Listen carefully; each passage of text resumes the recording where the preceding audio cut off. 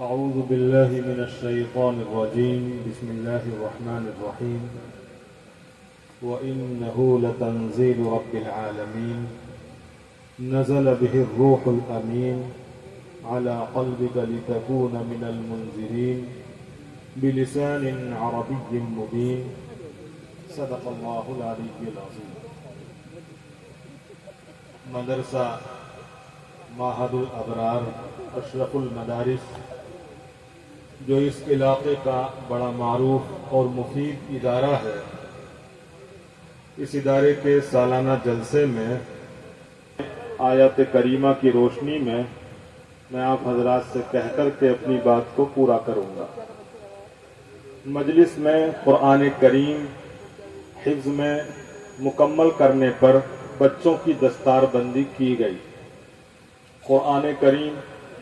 اللہ تبارک و تعالیٰ کا بڑا عظمت والا کلام،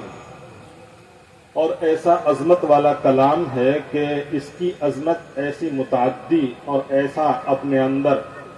تاثیر رکھتی ہے کہ جو بھی قرآن کریم سے اپنے آپ کو وابستہ کرتا ہے، اس سے نسبت حاصل کرتا ہے، اس کے ساتھ اپنے آپ کو لگاتا ہے، اس سے جوڑ بناتا ہے، اس کے اندر بھی عظمت اور بلندی پیدا ہو جاتی ہے۔ انسانوں کی بات تو جانے دیجئے، جو کمتر سے کمتر چیزیں ہیں اور جو بالکل بے وقعت حقیر درجے کی چیزیں ہیں، اگر وہ بھی قرآن کریم سے وابستگی پا جائیں، قرآن کریم کے ساتھ ان کو نسبت حاصل ہو جائے، انہیں بھی ایسی عظمت اور بلندی حاصل ہو جاتی ہے جو قابل رشک ہوتی ہے۔ اس موقع پر علماء کرام ایک مثال بیان کرتے ہیں۔ آپ کا یہ میرٹھ شہر بڑا مہانگر کہلاتا ہے اور ہر چیز یہاں دستیاب ہو جاتی ہے۔ آپ مارکیٹ سے، دکان سے کوئی کاغذ خرید لائیے، 2-3 ورق، 1 ورق خرید لائیے، اور اس 1 ورق کو جب آپ لے آئیں تو اس کو بیچ میں سے برابر 2 حصوں میں آپ بانٹ دیجئے۔ ایک حصے پر قرآن کریم کی آیات یا قرآن کریم کی کوئی سورت لکھ دیجئے،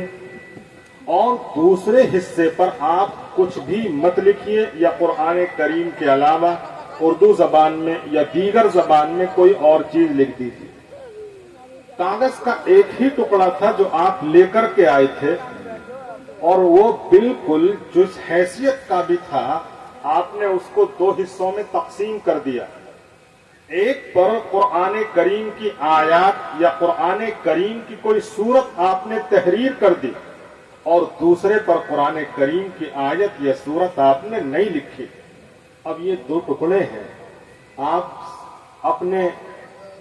سنجیدگی کے ساتھ غور کر کے خود بتائیں، کیا اس وقت ان دونوں ٹکڑوں کی آپ کی نظر میں برابر وقعت ہے، یا آپ دونوں میں کچھ فرق کرتے ہیں؟ قرآن کریم جس کاغذ کے ٹکڑے پر لکھ دیا گیا، اس کا جو مقام اور اس کی جو عظمت آپ کی نگاہ میں ہے، آپ کے دل میں اس کا جو احترام ہے،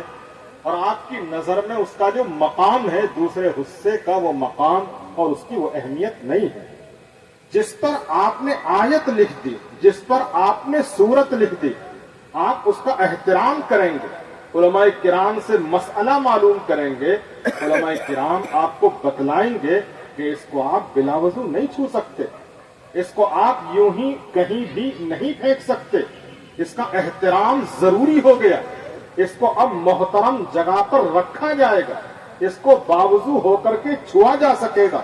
جبکہ دوسرے کاغذ کے ٹکڑے کا وہ مقام نہیں ہے۔ تو ایک معمولی چیز جس کی کوئی اہمیت نہیں تھی، جس کی کوئی حیثیت نہیں تھی، جس کی کوئی قیمت نہیں تھی، جب قرآن کریم اس پر لکھ دیا گیا، جب قرآن کریم سے اس کو نسبت حاصل ہو گئی، جب قرآن کریم کے ساتھ وہ وابستہ ہو گیا، اس کا مقام کتنا بلند ہو گیا۔ انسان جب اشرف المخلوقات ہے، اگر وہ اپنے آپ کو قرآن کریم سے وابستہ کر لے، قرآن کریم کے ساتھ جڑ جائے، اس کے دنوں رات قرآن کریم کے ساتھ جڑنے میں بسر ہونے لگے، قرآن کریم کی تلاوت میں، قرآن کریم کی خدمت میں، قرآن کریم کو پڑھنے میں، قرآن کریم کو پڑھانے میں، قرآن کریم کو سمجھانے میں جب اس کی زندگی مصروف ہو جائے، وہ دنوں رات قرآن کریم کی خدمت میں لگ جائے، تو اس کا مقام بلند نہیں ہوگا۔ اللہ تبارک و تعالیٰ کی ذات کی قسم کھائی جا سکتی ہے کہ جس کا کلام کاغذوں کو حیثیت دے دیتا ہے، جس کے کلام سے نسبت پانے کی وجہ سے بے حیثیت چیزیں بلندی حاصل کر لیتی ہیں، اگر اشرف المخلوقات کہلانے والا انسان قرآن کریم سے اپنے آپ کو وابستہ کر لے گا تو اس کا مقام انتہائی بلند ہو جائے گا، اور اتنا بلند ہوگا کہ وہ اللہ تعالیٰ کے محبوب اور پسندیدہ بندوں میں، ان بندوں میں کہ وہ قرآن کریم خود ان بندوں کے لیے اللہ تبارک و تعالیٰ کی بارگاہ میں سفارش کرے گا، اللہ تبارک و تعالیٰ سے جھگڑا کرے گا، ان بندوں کے لیے خود قرآن کریم اللہ تبارک و تعالیٰ سے درخواست کرے گا، اللہ تبارک و تعالیٰ سے گزارش کرے گا۔ اتنا مقام اللہ تبارک و تعالیٰ کے نزدیک قرآن کریم سے جڑنے والے، وابستگی اختیار کرنے والے بندوں کو حاصل ہو جائے گا۔ یہ چند بچوں نے قرآن کریم مکمل کیا، ان کے سینوں میں قرآن کریم محفوظ ہو گیا۔ یہ قرآن کریم کو حفظ کے طور پر اپنے سینے میں محفوظ کر لینا، اس کا حافظ بن جانا، اپنے سینے میں اس کو جمع کر لینا، یہ اللہ تبارک و تعالیٰ کی جانب سے ایک بہت بڑی سعادت ہے۔ حضرت ابو ہریرہ رضی اللہ تعالیٰ عنہ کی روایت ہے، حضرت ابو ہریرہ رضی اللہ تعالیٰ عنہ فرماتے ہیں کہ اللہ تبارک و تعالیٰ نے آسمان و زمین کو پیدا کرنے سے ہزاروں سال پہلے سورہ طٰہٰ اور سورہ یاسین کی تلاوت فرمائی، یعنی ابھی آسمان کی پیدائش نہیں ہوئی ہے، ابھی زمین کو نہیں بنایا گیا، ابھی زمین کو بنا کر کے، بچھا کر کے اس پر انسانوں کو آباد نہیں کیا گیا۔ اللہ تبارک و تعالیٰ نے قرآن کریم کی سورت سورہ طٰہٰ اور سورہ یاسین کی تلاوت فرمائی۔ فرشتوں نے جب اس تلاوت کو سنا تو انہوں نے کہا طوبیٰ لأمت نزلت ھذا علیہا، اس امت کے لیے خوشخبری ہے جس امت پر یہ سورتیں نازل ہوں گی، اور طوبیٰ لأجواف تحمل ھذا، ان سینوں کے لیے، ان دلوں کے لیے خوشخبری ہے جو ان سورتوں کو اپنے اندر اٹھائیں گے، جو انہیں محفوظ کر لیں گے، اور طوبیٰ لألسنۃ تتکلم بھذا، اور خوشخبریاں ان زبانوں کے لیے جو اس قرآن کریم کی ان سورتوں کی تلاوت کریں گے۔ تو یہ خوشخبری جو اللہ تبارک و تعالیٰ کے تلاوت کرنے پر فرشتوں کی زبان پر جاری ہوئی اور اللہ تبارک و تعالیٰ کی شہادت اس کو ملی، یہ خوشخبری ہر اس انسان کے لیے ہے جو اپنے آپ کو قرآن کریم سے وابستہ کر لیتا ہے، جو قرآن کریم کی تلاوت میں اپنے آپ کو لگا لیتا ہے، جو قرآن کریم کی خدمت میں اپنے آپ کو لگا لیتا ہے، جو قرآن کریم پڑھنے میں، قرآن کریم پڑھانے میں، قرآن کریم سیکھنے میں، قرآن کریم سکھانے میں، اس کے معنی اور مفہوم کو سمجھانے میں اس کے دنوں رات بسر ہونے لگتے ہیں، اور وہ بچے جو دنوں رات قرآن کریم کو اپنے سینے کے اندر محفوظ کرنے میں لگے رہتے ہیں، ان تمام کے لیے خوشخبری۔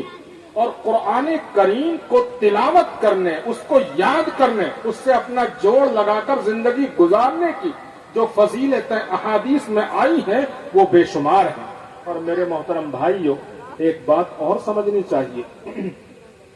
آپ کو اچھی طرح معلوم ہے کہ موجودہ زمانہ کتنا خطرناک زمانہ،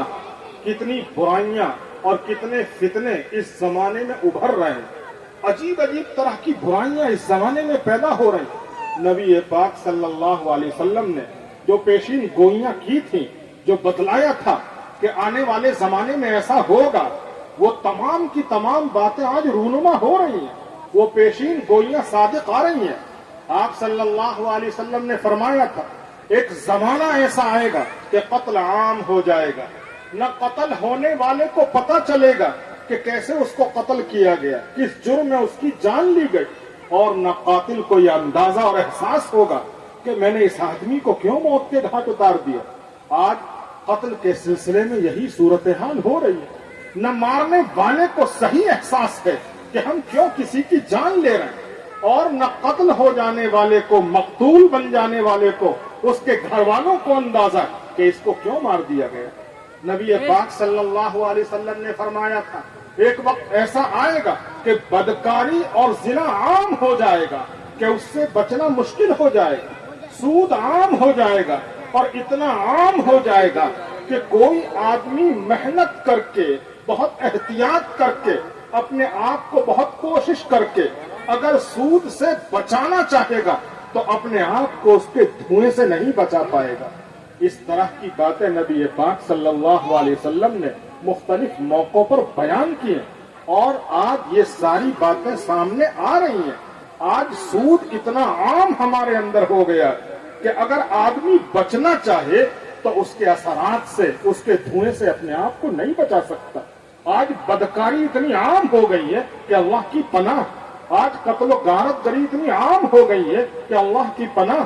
نبی پاک صلی اللہ علیہ وسلم نے فرمایا تھا ایک وقت ایسا آئے گا کہ امت میں اختلافات رونما ہونے لگیں گے، اور ایسے اختلافات رونما ہوں گے کہ اتحاد کی اور اتفاق کی، ان اختلافات کو مٹانے کی کوئی شکل باقی نہیں رہے گی. کیوں؟ اس لیے کہ ہر آدمی کو اپنی رائے پر کبر ہوگا، گھمنڈ ہوگا. وہ اپنے آپ کو برحق سمجھے گا، وہ اپنے آپ کو صحیح سمجھے گا، اور جو صلح کرانے والے ہوں گے، جو جھگڑے کو نمٹانے والے ہوں گے، ان کی بات اس کے سمجھ میں نہیں آئے. آج کی صورتحال ایسی ہوتی جا رہی ہے. خلاصہ یہ ہے کہ برائیاں اور گناہ اور فتنوں کی ایسی کثرت ہے کہ نبی پاک صلی اللہ علیہ وسلم نے فرمایا تھا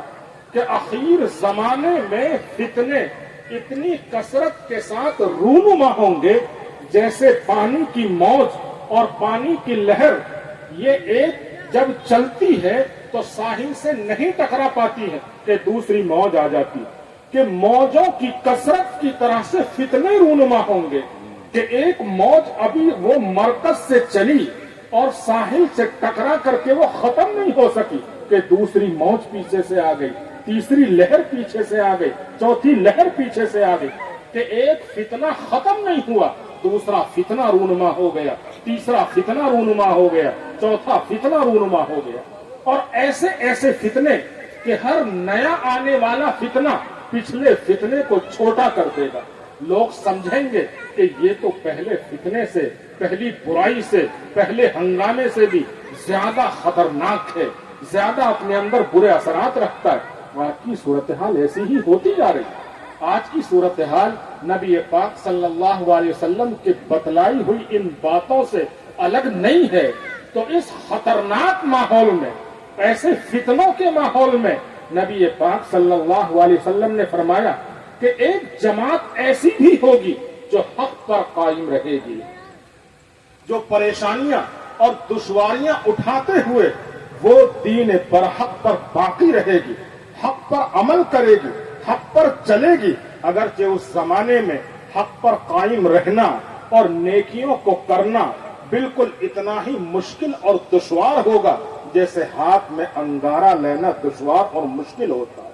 ہاتھ میں آگ کا انگارہ لینا آسان بات نہیں ہے. کوئی اس کی ہمت نہیں کر سکتا، کوئی اس کی استطاعت نہیں رکھتا. تو جتنا دشوار یہ کام ہے، جتنا دشوار یہ عمل ہے، ہاتھ میں آگ کا انگارہ اٹھانا، نبی پاک صلی اللہ علیہ وسلم کے بتلانے کے مطابق فتنوں کے زمانے میں دین پر چلنا اور دین کی باتوں پر عمل کرنا ایسے ہی دشوار ہوگا. آج کا زمانہ کچھ اسی انداز کا.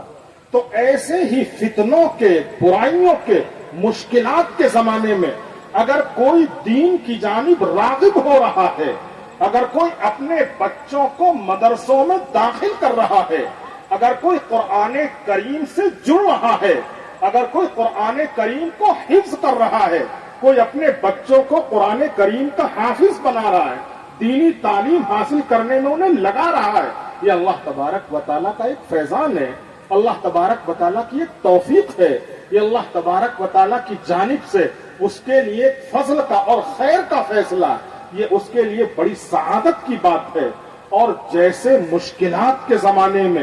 دین پر چلنا مشکل ہے، اللہ تبارک و تعالیٰ نے اس زمانے میں دینی اور نیک کام کرنے کے اجر بھی بڑھا دیے ہیں۔ عام ماحول میں نیک کام کرنے کا جو اجر ہوتا ہے، مشکل اور دشواری کے زمانے میں نیک عمل کرنے کا اجر بڑھا دیا جاتا ہے۔ مشہور روایت ہے، آپ نے سنی ہوگی، کہ ایک سنت جو مٹا دی گئی، اس سنت کو اگر کوئی زندہ کرتا ہے تو نبی پاک صلی اللہ علیہ وسلم نے اس کا بہت بڑا اجر بتایا ہے۔ ایسے ہی جب دین سے بیزاری کا ماحول ہو،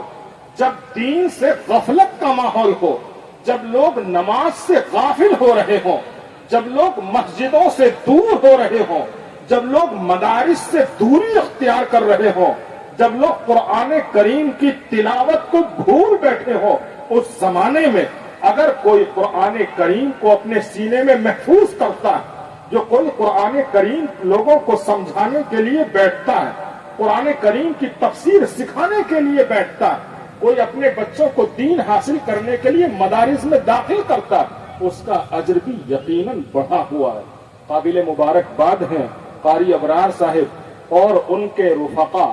جو آپ کے اس محلے میں اس ادارے کو لے کر کے آگے بڑھ رہے ہیں، اور اس ادارے کے پلیٹ فارم سے وہ دین کا چراغ روشن کیے ہوئے، قرآن کریم کی تعلیم کا معقول اور بہترین انتظام کیے ہوئے۔ لہذا اہل محلہ کو اور جو بھی یہاں ایمان والے لوگ ہیں، جو بھی مسلمان ہیں، انہیں اس موقع سے فائدہ اٹھانا چاہیے اور کوشش یہ کرنی چاہیے کہ وہ اپنے کسی بھی بچے کو دینی تعلیم سے محروم نہ رہنے دیں۔ اس محلے سے دور دور کے علاقے کا کوئی بھی بچہ قرآن کریم کی تعلیم سے، دین کی تعلیم سے محروم نہ رہ پائے، وہ ضرور اپنی دوسری ضروریات اور دوسری تعلیمات کے ساتھ ساتھ دینی تعلیم کے لیے بھی موقع نکالیں اور کوشش کریں تاکہ کوئی بچہ اس سے محروم نہ رہ سکے۔ اللہ تبارک و تعالیٰ سے دعا فرمائیں، اللہ تبارک و تعالیٰ اس فتنوں کے ماحول میں ہمیں اپنے دین کی حفاظت کرنے کی، اپنے ایمان کے تحفظ کی فکر کرنے کی توفیق عطا فرمائے۔ وما علینا الا البلاغ المبین۔ دعا کریں۔